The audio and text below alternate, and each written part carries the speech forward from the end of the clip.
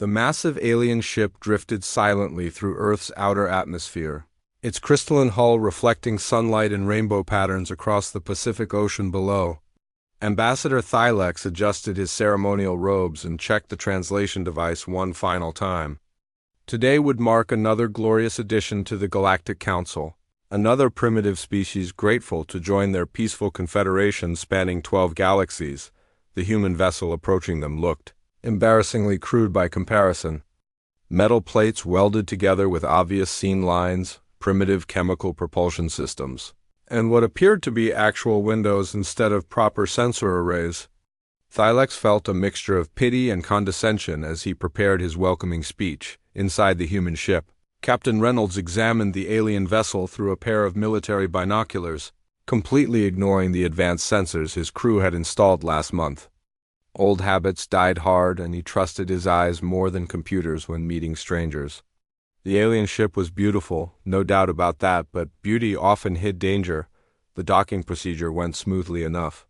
The aliens had helpfully provided atmospheric adjustments and artificial gravity that matched Earth normal, which impressed the human delegation despite their poker faces.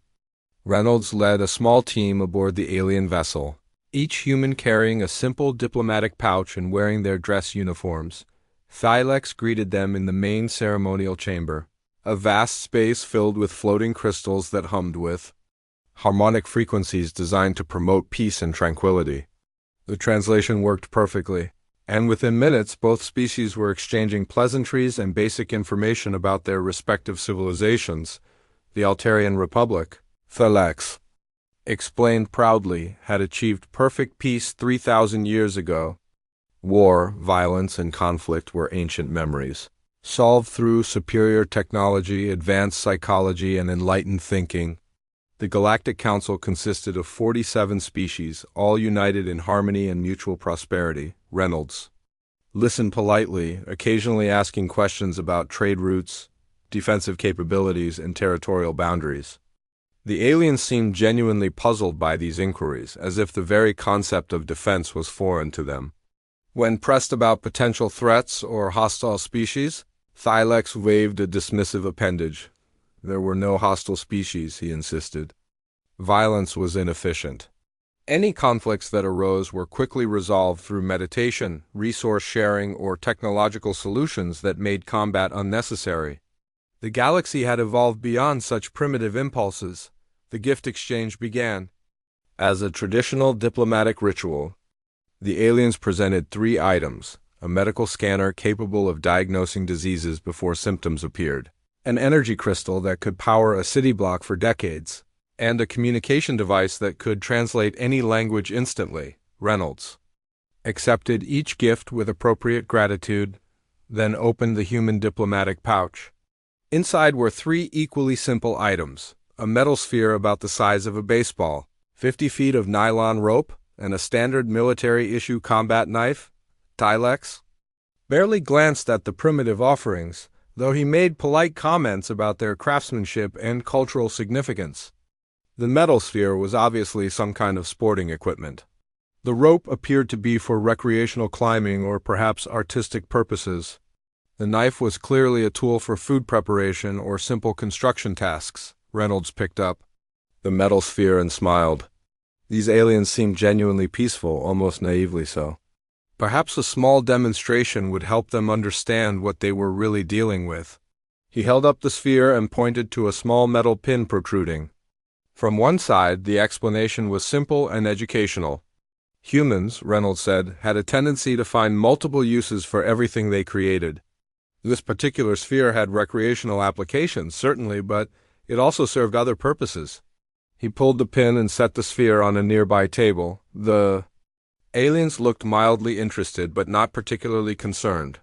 Thylex was still explaining the benefits of joining the Galactic Council when the demonstration device exploded. The blast wasn't particularly large by military standards, roughly equivalent to a training grenade used for teaching proper technique to new soldiers. However, the reinforced chamber walls bore fresh scorch marks. 3 Altarian guards lay unconscious from the shockwave, and every floating crystal in the room had been reduced to glittering powder on the floor, In the sudden silence that followed, Reynolds calmly helped one of the stunned guards back to his feet. The alien security team had decent reaction times, he noted approvingly, though their response protocols needed work. This had been just a standard training device that human soldiers use for practice. Military-grade explosives were considerably more effective. Felix stared at the destruction in horror. The humans had brought weapons to a diplomatic meeting. They had detonated explosives inside the ceremonial chamber. They had turned a peaceful first contact into an act of aggression. Reynolds seemed genuinely confused by the aliens' reaction. The demonstration was simply meant to illustrate human manufacturing capabilities and multi-purpose design philosophy. Every human carried similar devices during routine operations. The explosive yield had been carefully calculated to avoid permanent damage to the chamber or injury to the occupants. The knife, Reynolds continued helpfully, could serve as a cutting tool, a lever, electrical conductor, or in desperate situations, a defensive weapon. The rope had dozens of applications ranging from construction to climbing to restraining hostile individuals. Everything humans created served multiple purposes because efficiency and adaptability were survival traits. The cultural exchange deteriorated rapidly from that point. The aliens seemed convinced that humans were inherently violent and dangerous. The humans were equally convinced that the aliens were dangerously naive and unprepared for the realities of galactic politics. Felix terminated the meeting abruptly, citing safety concerns and the need for further consultation with the Galactic Council. The human delegation was politely but firmly escorted back to their vessel and encouraged to remain in Earth's solar system until further notice. As the alien ship departed, Reynolds stood in his command center reviewing sensor data from the encounter. The alien vessel had impressive defensive capabilities but virtually no offensive weapons. Their security forces carried non-lethal restraint devices and seemed genuinely shocked by the concept of lethal force. Either these aliens had achieved true peace through superior evolution, or they had survived in their corner of the galaxy through incredible luck. Given humanity's experience with peace negotiations, Reynolds suspected the latter. Someone was going to have to explain to these well-meaning aliens how the universe really worked. The first lesson would probably arrive sooner than anyone expected. Emergency sessions of the Galactic Council had been called exactly 7 times in the past millennium, usually for natural disasters or cosmic phenomena that threatened entire star systems. The 8th emergency session convened because of a single species that had somehow turned diplomatic gifts into weapons during their first contact meeting. High Counselor Varek floated in his meditation chamber, surrounded by holographic reports from 23 different species who had encountered humans during follow-up diplomatic missions. Each report told the same disturbing story. Humans possessed an inexplicable ability to weaponize literally anything they touched. The Valoran delegation had offered their sacred healing stones, crystalline formations that channeled life energy to repair cellular damage and promote spiritual wellness. Human engineers had somehow discovered that these same crystals, when subjected to rapid heating, became plasma projectiles capable of melting through starship hulls. The demonstration had been conducted on an abandoned asteroid, but the implications were terrifying. Even worse, the Xanthari had shared their meditation beads, small spheres designed to help focus mental energy during deep contemplation. Human scientists had examined the beads for less than 6 hours before returning them as components of improvised explosive devices. The chemical compounds required had been synthesized from common industrial materials found on any human space station. The pattern repeated across every species that had attempted diplomatic contact. Art supplies became incendiary devices. Musical instruments were converted into sonic weapons. Even children's toys had been transformed into surveillance equipment or communication jammers. Counselor Varek reviewed the data with growing unease. Humans didn't just modify alien technology randomly or maliciously. They approached each item with systematic analysis, identifying potential applications that the original creators had never imagined. Their engineering philosophy seemed based on the assumption that everything could be improved. Weaponized or repurposed, the solution seemed obvious to the Council leadership. Humans were clearly a dangerous species that posed a threat to galactic stability. However, they were also technologically primitive and confined to a single star system.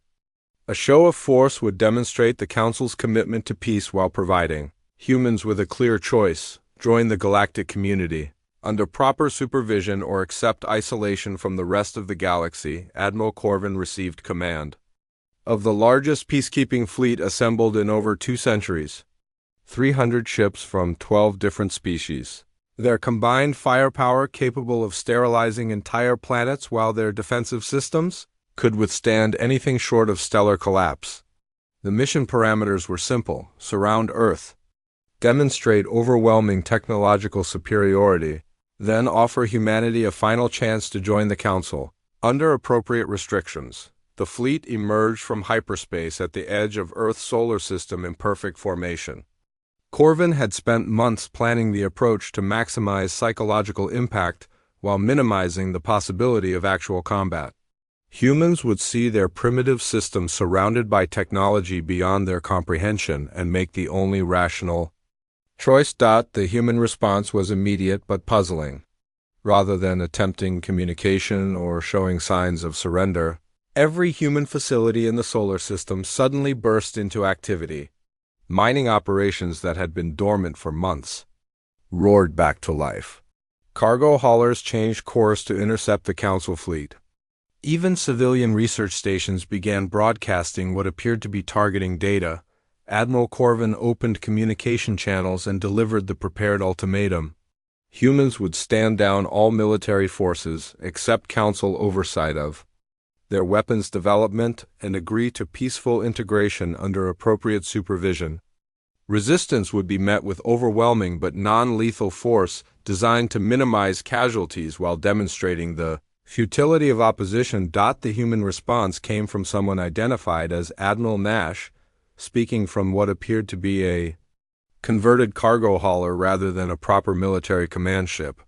The message was brief and informal, delivered in the casual tone humans seemed to use for everything from diplomatic negotiations to declaring war. Nash thanked the Council for their generous offer but politely declined their terms. Humans preferred to handle their own affairs without outside supervision.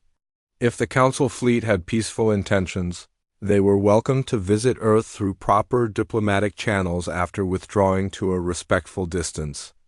If they intended to enforce their ultimatum through force, they should be aware that humans didn't respond well to threats. Corvin interpreted this as posturing from a species too primitive to understand their situation. He ordered a demonstration of Council power, directing his fleet to disable a few human satellites and mining platforms using non-lethal electromagnetic pulses. The show of force would prove Council technological superiority while avoiding casualties that might complicate future negotiations. The demonstration lasted exactly 37 seconds before the human counterattack began. The first wave consisted of modified mining charges launched from asteroid processing facilities. Humans had apparently been converting their entire asteroid belt into a weapons platform while the Council fleet approached. Explosive devices designed for breaking up space rocks proved surprisingly effective against starship hulls when delivered at high velocity by industrial mass drivers. The second wave came from cargo haulers that had been refitted as missile platforms. Their improvised weapons consisted of shipping containers packed with scrap metal and accelerated by chemical rockets. The projectiles moved too slowly to threaten modern warships under normal circumstances, but humans had calculated their trajectories to take advantage of orbital mechanics and gravitational assists from nearby planets. The third wave was the most devastating. The International Space Station, humanity's oldest orbital facility, had been converted into a kinetic bombardment platform, using nothing more sophisticated than magnetic accelerators and targeting computers. The humans launched a stream of projectiles that moved at significant fractions of light speed. The objects being launched were technically garbage, waste materials, obsolete equipment, and industrial byproducts that humans had apparently been saving for this exact purpose. However, at orbital velocities, garbage became just as lethal as purpose-built ammunition. Admiral Corvin watched in stunned disbelief as his technologically superior fleet was systematically dismantled by mining equipment and construction tools. Human weapons were crude, improvised, and completely outside standard military doctrine.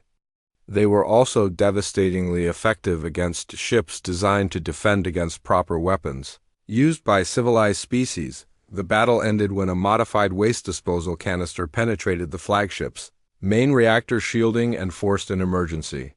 Shut down, Corvin found himself drifting in space, his supposedly invincible dreadnought crippled by what amounted to weaponized trash fired from a construction platform. As rescue ships from the surviving Council vessels picked up escape pods, Admiral Nash transmitted a final message to the retreating fleet.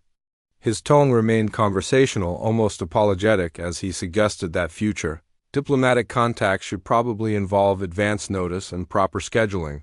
The Council had lost 47 ships to improvised weapons built from industrial equipment. Even worse, intercepted human communications indicated that this had been considered a training exercise rather than a serious military engagement. News traveled slowly between star systems, but revolutionary ideas moved faster than any government could contain them.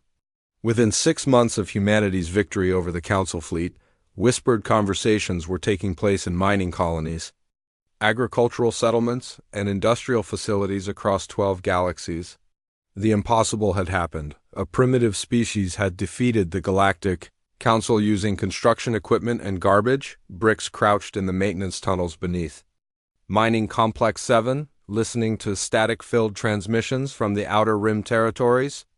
The Corvin had spent 15 years working these tunnels, extracting rare metals for the Altarian Republic while surviving on minimal rations and no hope of freedom. Like most of his species, he had accepted servitude as the natural order of things. The latest transmission changed everything. Humans had somehow turned farming tools into weapons capable of destroying starships. More importantly, they were apparently willing to share their techniques with anyone interested in learning. The broadcast included technical specifications for converting agricultural equipment into defensive systems, detailed instructions written in simple language that even enslaved species could understand. Bricks studied the diagrams by the light of his helmet lamp, trying to imagine how a grain harvester could become a mobile weapons platform. The human engineering made sense once he understood their basic philosophy. Every tool had multiple purposes.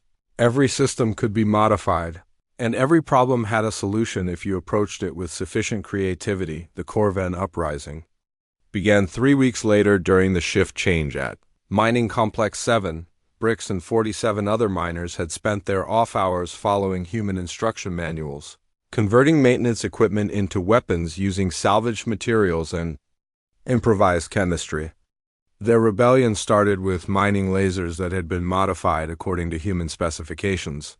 The Altarian guards were equipped with standard, non-lethal suppression technology designed to subdue rebellious workers without damaging valuable property.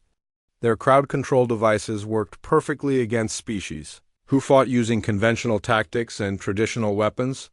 They were completely useless against opponents who approached combat like an engineering problem requiring creative solutions. The modified mining lasers cut through Altarian armor like focused sunlight through ice.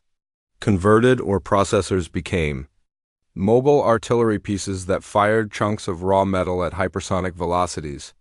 Even simple hand tools had been weaponized according to human designs, turning maintenance equipment into close combat weapons that bypassed every defensive system in the Altarian arsenal. The rebellion spread through the mining complex in less than 4 hours. By dawn, 3,000 Altarian personnel had surrendered to 48 Corvin miners armed with improvised weapons that shouldn't have existed. The success was so complete that neighboring mining facilities began requesting human instruction manuals through encrypted channels. Similar uprisings erupted across the galaxy as oppressed species discovered that human engineering could level any playing field. The techniques were simple enough for industrial workers to implement using common materials, yet sophisticated enough to defeat advanced military technology designed by supposedly superior civilizations. On Earth, former Marine Tom Anderson found himself running the most unusual consulting firm in human history. Species from across the galaxy were arriving with raw materials and desperate requests for military assistance. Tom's basement workshop had become the center of an interstellar revolution that nobody had planned or expected. The Therian refugees brought crystalline formations that their species used for decoration and religious ceremonies. Tom examined the crystals for less than an hour before identifying their potential as energy storage devices and signal amplifiers. Within 3 days, his team had designed portable communication systems that could coordinate resistance movements across entire star systems. Each visiting species brought unique materials and technologies that their oppressors had never imagined could be dangerous. The Zephyrian atmospheric processors became chemical weapons manufacturing equipment. Valerian art supplies contained compounds that could eat through most known metals. Even the Quiric children's educational toys contained rare elements that made excellent explosive compounds when properly refined. Tom's approach was systematically simple. He analyzed each alien technology to understand its basic function, identified ways to modify or repurpose that function, then created detailed instruction manuals that could be followed by anyone with basic mechanical skills. The key was thinking beyond the original design parameters to discover what else each system could accomplish. The breakthrough came when Tom gained access to Therian phase technology through refugees fleeing Council persecution. The Therians used phase manipulation for instantaneous transportation across vast distances, a capability that had made them valuable allies of the Council for over a millennium. They had never considered what might happen if their peaceful technology fell into human hands. Tom stared at the phase generator components for hours, his engineer's mind working through possibilities that no Therian had ever imagined. Phase technology could move objects through space instantly, but it could also move objects through matter. A properly modified phase generator could teleport projectiles directly inside enemy ships, bypassing shields and armor entirely. The first field test took place during the liberation of Nexus Station, a critical supply depot that coordinated Council military operations across 3 sectors.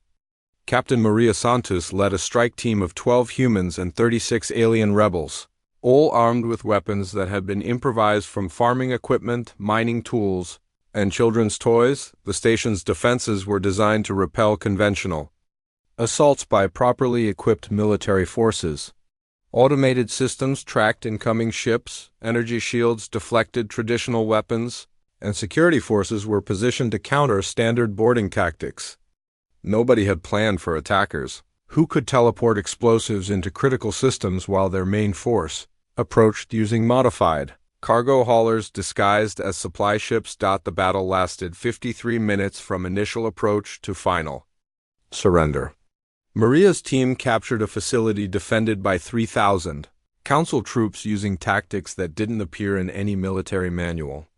Their weapons were improvised, their vehicles were converted civilian craft, and their strategy was based on human engineering principles rather than accepted military doctrine. The victory sent shockwaves through both Council leadership and rebel organizations across the galaxy. A small force armed with improvised weapons had captured one of the most heavily defended installations in Council space. Even more disturbing from the Council's perspective, they had done it using technology that the Council had provided to humanity's alien allies. As news of the victory spread, resistance movements that had been dormant for centuries suddenly came to life. Species that had never considered rebellion began requesting human technical assistance.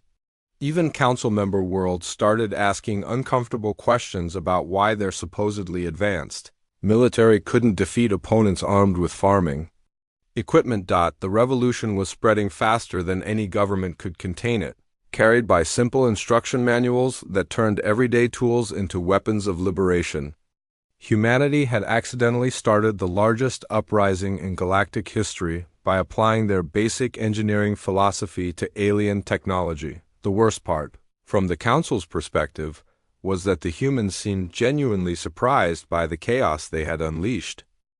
The small workshop hidden beneath the ruins of what had once been Mining Complex 7 buzzed with activity as representatives from dozens of species worked alongside human engineers to solve their most desperate problems. What had started as a simple rebellion against Altarian oppression had grown into something much larger and more dangerous to the established order of the galaxy.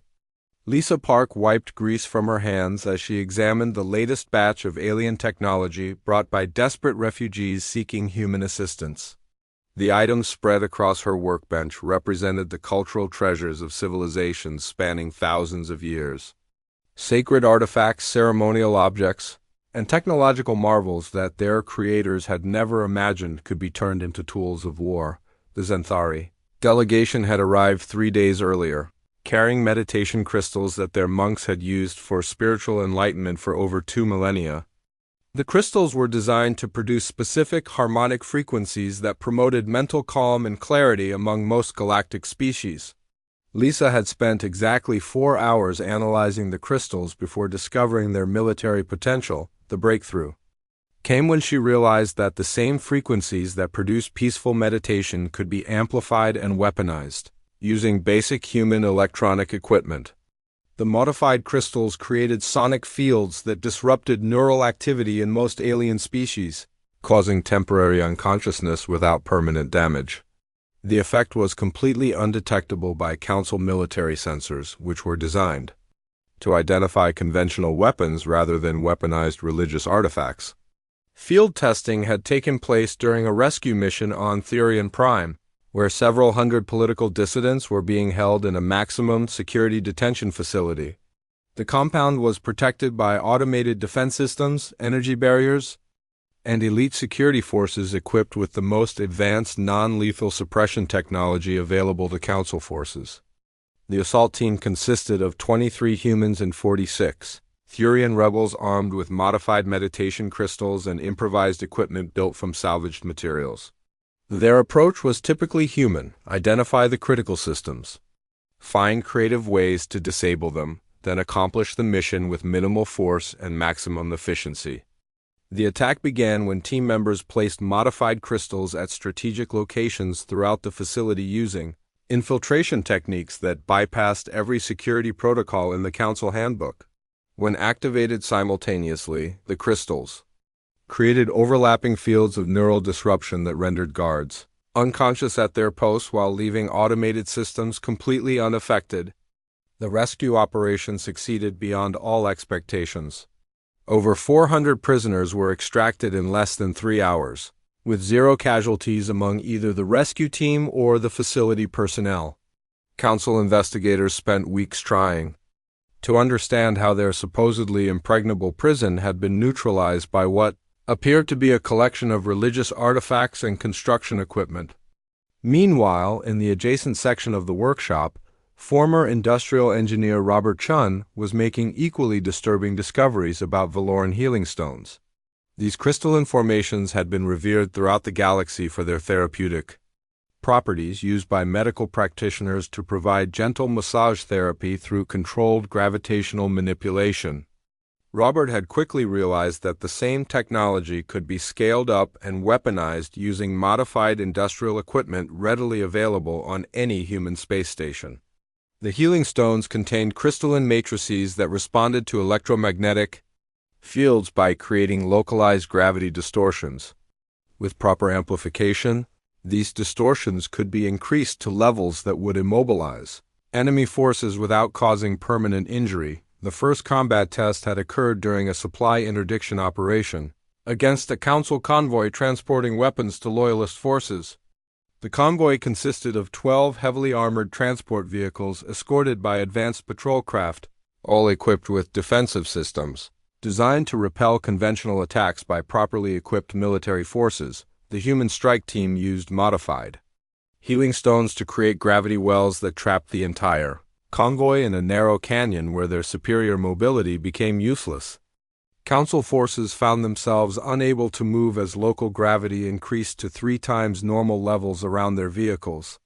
They remained conscious and uninjured, but completely helpless until rebel forces could arrive to negotiate their surrender. What made these weapons particularly effective was their complete invisibility to standard military detection systems.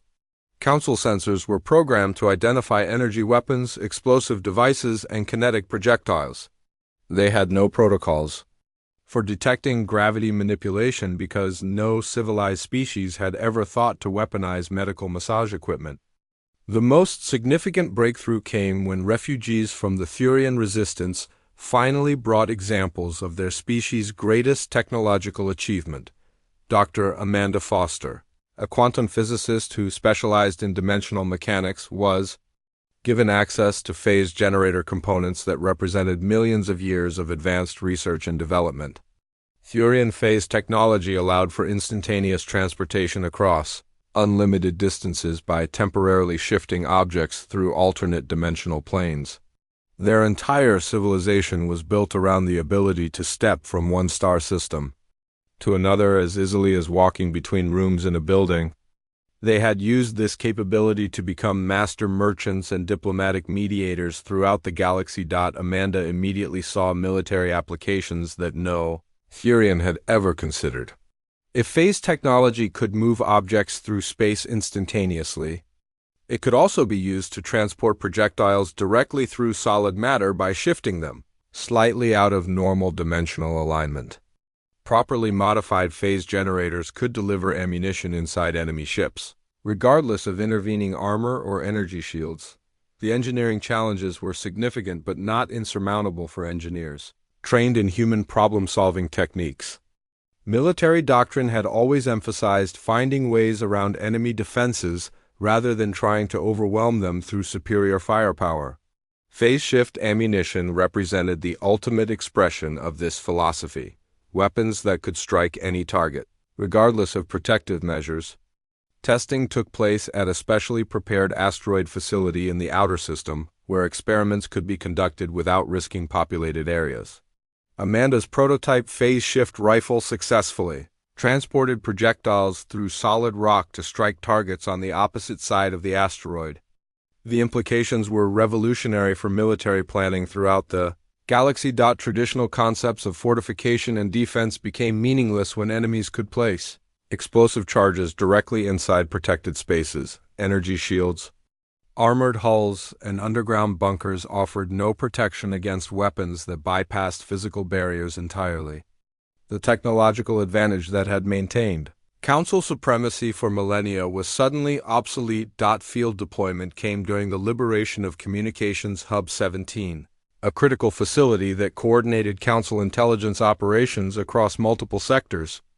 The installation was protected by overlapping defensive systems and garrisoned by elite forces equipped with the most advanced military technology available to Council strategists. Captain Sam Rodriguez led the assault team using tactics that existed in no military manual anywhere in the galaxy. The attack began with phase-shifted explosive charges appearing directly inside critical systems, disabling automated defenses while leaving personnel areas intact. Security forces found themselves facing enemies who could appear anywhere within the facility regardless of barriers or checkpoints. The battle lasted 31 minutes from initial penetration to final surrender. Rodriguez's team captured the installation and extracted vital intelligence data without suffering casualties or causing unnecessary destruction. Their improvised weapons had proved completely superior to military technology, representing thousands of years of advanced development. News of the victory spread through rebel networks faster than Council authorities could suppress it, inspiring resistance movements that had remained dormant for generations. The psychological impact was as significant as the tactical success, proving that human creativity could overcome any technological advantage through sufficient ingenuity and determination applied to available resources. President Anderson sat in what had once been the most secure military facility in Council space, now serving as Earth's first embassy to the galaxy. The irony of the location wasn't accidental. 6 months after humanity's first contact with the Galactic Council, half their member species were in open revolt using human-designed weapons, while the other half were desperately trying to negotiate before their own populations started asking uncomfortable questions about freedom. The transformation had been faster and more complete than anyone had anticipated. Species that had accepted oppression for millennia suddenly discovered that their industrial equipment could be converted into weapons, capable of defeating the most advanced military technology in the galaxy.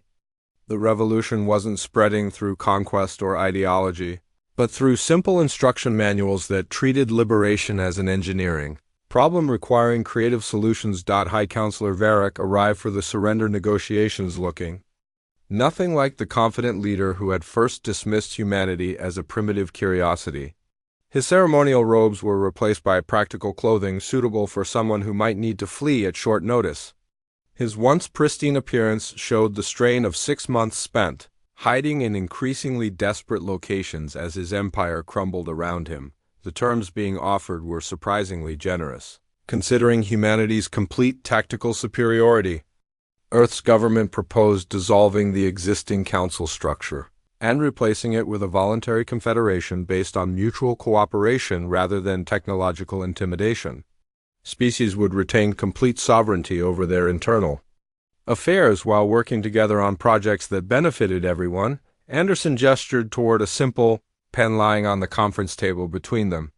The demonstration that followed had become her standard explanation for humanity's approach to galactic politics. The pen was primarily a writing instrument, but it could also function as a projectile, a lockpick, a medical tool for emergency procedures, or an electrical conductor depending on circumstances and creativity. The difference between tools and weapons wasn't inherent in the objects themselves, but in the minds using them. Humans didn't see alien technology as weapons or tools, but as resources with unlimited potential applications. The same creativity that had converted meditation crystals into area denial systems could be applied to solving problems like disease, poverty, or interstellar transportation. Varric listened to the explanation with the expression of someone who had finally understood a joke that everyone else had been laughing at for months. The Council's greatest mistake had been assuming that technological superiority guaranteed political control. They had offered humanity advanced medical scanners, while completely failing to recognize that humans would see them as components for better weapons, communication devices, or manufacturing equipment. The negotiation was interrupted by a demonstration taking place in the adjacent laboratory. A former Altarian scientist was working with a human engineer to modify a Thurian phase generator, their collaboration representing everything the old council had tried to prevent. The project wasn't listed as a weapon system in the official records. Instead, it was labeled as an emergency rescue teleporter designed for natural disaster response. Anderson invited Varric to observe the demonstration, which involved teleporting medical supplies directly into a simulated disaster zone surrounded by impassable obstacles. The same technology that had made council defenses useless was being repurposed to save lives rather than take them. The shift in application required nothing more than different targeting parameters and modified payload specifications. Similar projects were taking place throughout the facility as former enemies worked together on problems that no single species could have solved alone. Valoran healing stones were being integrated with human medical equipment to create therapeutic devices that actually cured diseases rather than just managing symptoms. Xanthari meditation crystals had become components in communication systems that could provide instantaneous translation between any languages in the galactic database. The most ambitious project involved combining Thurian phase technology with human space exploration equipment to create transportation systems that could move entire populations between star systems in case of emergencies. The same capability that had allowed rebels to attack any target regardless of defenses was being redirected toward ensuring that no species would ever face extinction due to natural disasters or resource depletion. Varric finally asked the question that had been troubling council leadership for months. How had humanity developed such an advanced understanding of warfare while maintaining what appeared to be a genuinely peaceful civilization? Their military capabilities were clearly superior to anything in council space, yet they showed no interest in conquest or domination. Anderson's explanation was characteristically direct. Humans had learned to weaponize everything because they had been forced to develop those skills through necessity. Earth's history was filled with conflicts where superior technology faced off against creative improvisation, and improvisation had won often enough to become a fundamental part of human culture. However, the same creative thinking that made humans dangerous in combat also made them valuable partners in peacetime. They approached every problem as if it had a solution waiting to be discovered, and they weren't limited by assumptions about what tools were supposed to accomplish. Give humans a medical scanner, and they might use it to develop better weapons. But they were equally likely to use it to create new art forms, improve agricultural techniques, or design more efficient transportation systems. The formal surrender ceremony was surprisingly brief. Varek signed documents dissolving the Galactic Council and acknowledging Earth's leadership in creating its replacement. The new Galactic Innovation Council would be headquartered in Earth orbit, where human creativity could be combined with alien resources to produce marvels that no single species could imagine. The first joint project involved retrofitting former Council warships as exploration vessels designed to map previously unknown regions of the galaxy.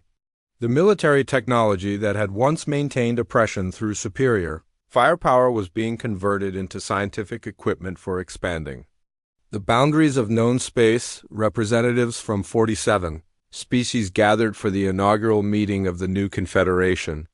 The agenda focused on practical problems that affected everyone: developing better medical technology, improving interstellar transportation, finding solutions to resource scarcity, and establishing communication networks that could support genuine cooperation rather than top-down control. The meeting was conducted in the same chamber where Anderson had first demonstrated humanity's approach to problem-solving by detonating an improvised explosive device during diplomatic negotiations. The scorch marks were still visible on the walls, serving as a reminder of how quickly assumptions about technological superiority could be proven wrong. Anderson's closing speech was broadcast across the galaxy to species still adjusting to their newfound freedom. The universe had learned an important lesson about underestimating opponents who saw potential weapons in everything around them.